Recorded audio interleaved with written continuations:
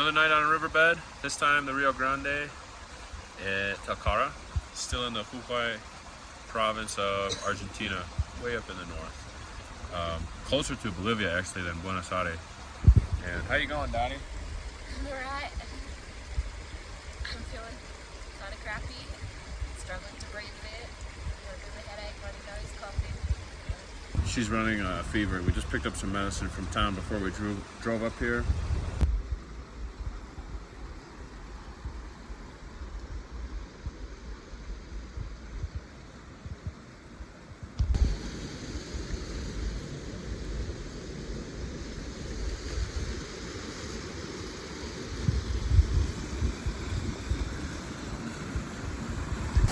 There's the waterfall, and there's all the visitors. Lots of people turned up for it. Not allowed to swim in it because this is the town's drinking water. I think they polluted the river that we were sleeping next to, so they have to rely on like snow melt, mountain streams to drink. So, all right, fair enough. A lady came up and told me while I was washing my feet, like, no, not here. So we're gonna head out now. We've been here about an hour.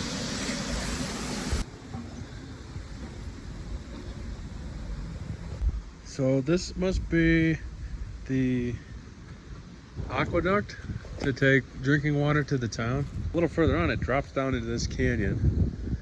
Or maybe that's just the overflow. But here it goes underground again.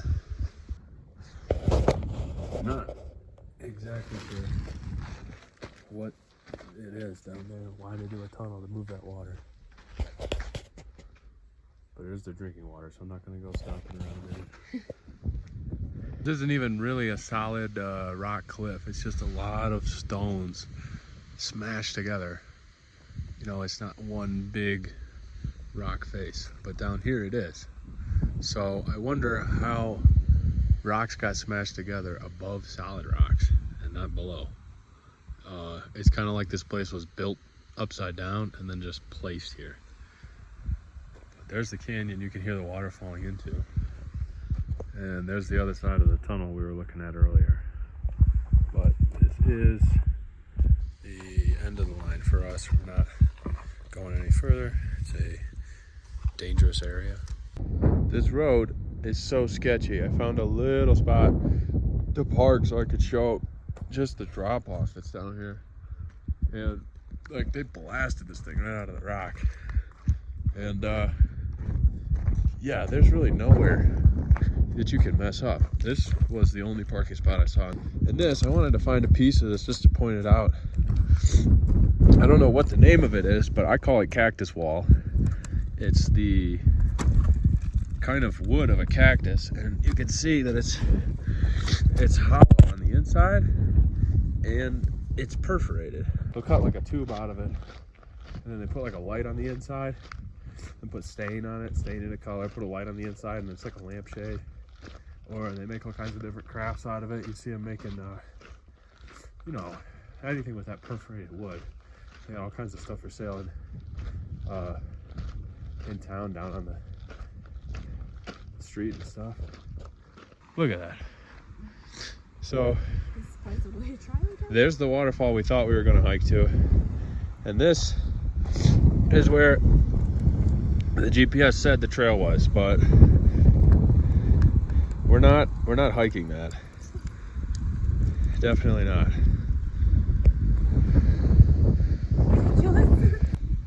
And there is a storm coming, so we're gonna get out of here soon, but not in any hurry because the road's like this, you know. There's nowhere to go on this side, and there's only down to go on that side. And this stuff that they blasted is all just this shaly stuff that just, you know, is a tire shop's best friend, but not for our purposes. We're in kind of the town museum right now. It has all sorts of exhibits about the wildlife, agriculture, jewelry, communication, and some real life artifacts too. And we're reading that there's evidence of domesticated animals, and the bricks, the mud bricks used to build houses that we saw the other day at Jolando's house as far back as 2000 BC. I'm just wondering how they got, it says they were trading with the Pacific coast, how they got over the mountains, because there's Tilcara, that's where we are right now, and then they're trading with the Pacific coast, and all these people are called the Koyasuyu, and I don't know how they got over these mountains, you know, especially with cargo, because this was the mountain we were just trying to hike up the other day. Like, it's in that range, it's in the Andes range, and they're quite tall, so if they really did get over them, and with trading stuff, it's pretty impressive. The story on this town is that in the 1400s AD, the Incas took over, and this was a strategic place for them. They used it for many years, and it said a lot of the ruling elite lived here too. And they knew that based on the kind of shops that were here that were used to make luxury goods for the rich of the Inca Empire. All right, that's enough of a history lesson. Now it's time to eat. So we got potatoes, rice, corn, and cheese to start us off. This is the sauce for the meat. Bread bowl. And there's asado, the national dish of Argentina, one of the national dishes. And we got a plate of mixed. So we have llama, chicken, lamb, and baby goat. And it was all cooked right there. And we're splitting one plate. We're gonna taste them all.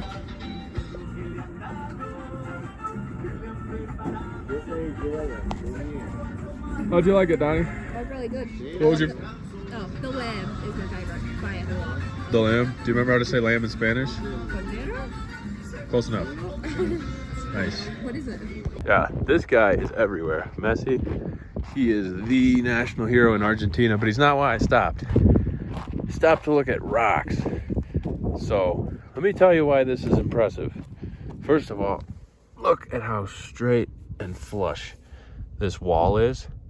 Nice. Perfectly follows the course of the road. There is no mortar. There is no adhesive material holding this thing together. These rocks are natural. They're not sawed. They're not cut. It's all just held together by these little tiny, that one's not holding anything, but these little wedges that are like, they just figure out the shape to put it all together. It's roughly level at the top too. I mean, nicely done. Look how long this thing is. And along the whole way, there's just nothing holding it together. Well done.